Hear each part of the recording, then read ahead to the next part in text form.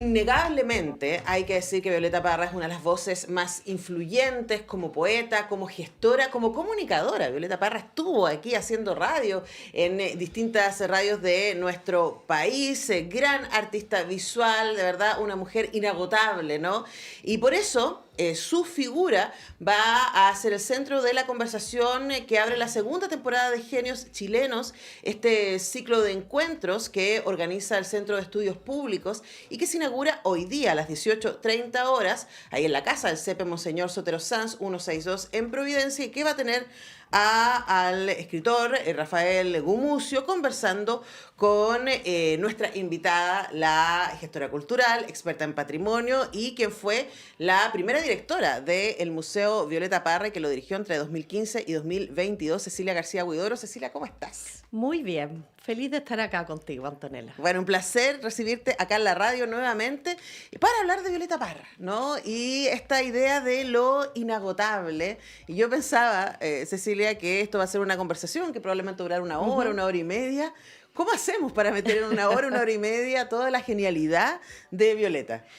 No, es imposible, pero el formato tertulia, el formato conversación creo que es el ideal para hablar de Violeta Parra, a diferencia de una conferencia o algo que uno tiene que ir a escuchar, porque está tan arraigada en nosotros, en la interpretación que cada uno tiene su propia Violeta Parra, que esos sentimientos tienen que salir y este formato es el ideal.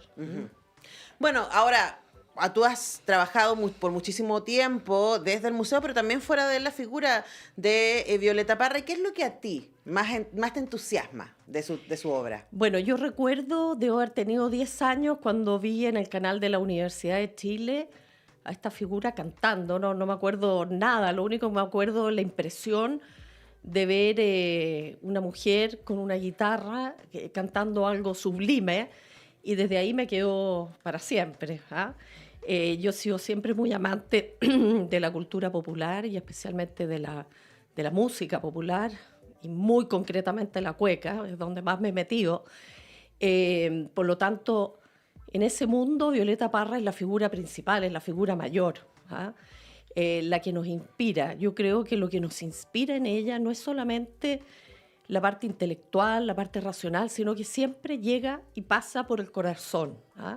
Y pasa por el corazón desde la tierra en la cual vivimos, porque su identidad está totalmente ligada a la tierra, a lo ancestral.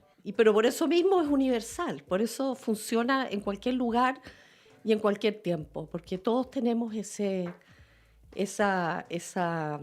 gen primigenio que nos lleva hacia las culturas rurales de la tierra. Claro, ella de alguna manera trabaja este puente, ¿no? Y hace un ejercicio que es muy lindo, que es ir a escuchar.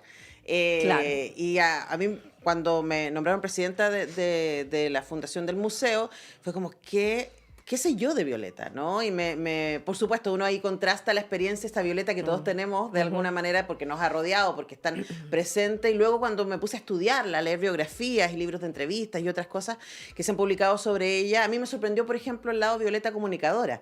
Claro. El que ella tuviera programas de radio, el que ella difundiera a otras mujeres y celebrara a otros cultores también de los que ella había bebido. ¿Qué podemos decir también de esa área, ¿no? De ella como puente. Claro, bueno, y como gestora, yo no conocí una gestora, una emprendedora más versátil y más eficiente que ella. Cuando ella hace la carpa de la reina, ella es la que hace el diseño, el formato, la que llama, la que se consigue la carpa, la que se consigue el terreno, la que invita a las personas, la que hace los cócteles, la que sirve. O sea, impresionante. O sea, si ella se ponía una idea, ella la materializaba. En ese sentido también es una gran emprendedora, debería ser un ejemplo para los grupos de emprendimiento y de comunicación. Para ella era lo principal. De hecho, al final de su vida, ella dice, cuando le preguntan con qué se quedaría, si con la cerámica, si con la pintura, si con la música, con la poesía, y ella dice, yo elijo quedarme con la gente, porque esto es lo que a mí me mueve.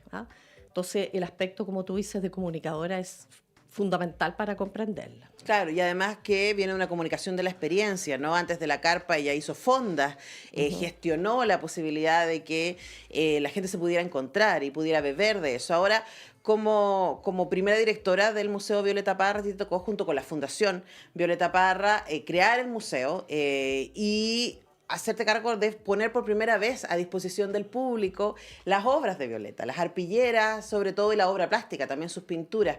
Y ¿qué te pasó a ti como gestora y como experta en patrimonio cuando empezaste a hacer dialogar esto que a ti ya te interesaba, como es la Violeta cantora, la Violeta cultora, con esta Violeta artista plástica? Bueno, yo ya traía, digamos, un libro que habíamos hecho con la Fundación Violeta Parra, que se llamó Obra Visual, y también gestionar la exposición en el Centro Cultural Palacio de la Moneda. Ese era el aspecto menos conocido de Violeta y por eso me interesó mucho también mostrarlo, porque es muy raro que una persona destaque en todas las manifestaciones artísticas y en todas descolle de la misma manera. Hoy día, cada día está siendo más reconocida como artista plástica, como artista visual, pero es lo que menos estaba internalizado. Entonces, el tener un museo, primero dedicado a su figura, tener un museo de una mujer, eso es algo que no es muy común. Hay pocos países que tienen instituciones dedicadas a una sola mujer. Y yo por lo menos hago feminismo desde el patrimonio. Nosotros tenemos un museo Gabriela Mistral y tenemos ahora un museo Violeta Parra y también en Chillán un museo Marta Colvin. Fantástico. Perú no tiene a nadie, por ejemplo. México tiene un museo Frida Kahlo, un museo Leonora Carrington. Entonces me parece fundamental reconocer el legado de mujeres a través de instituciones que perduren. Entonces eso para mí fue espectacular.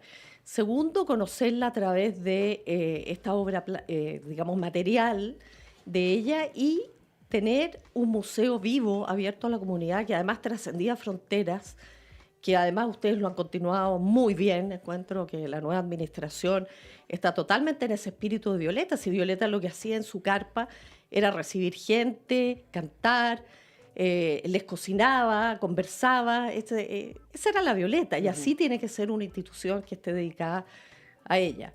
Entonces fue muy emocionante hacer eso.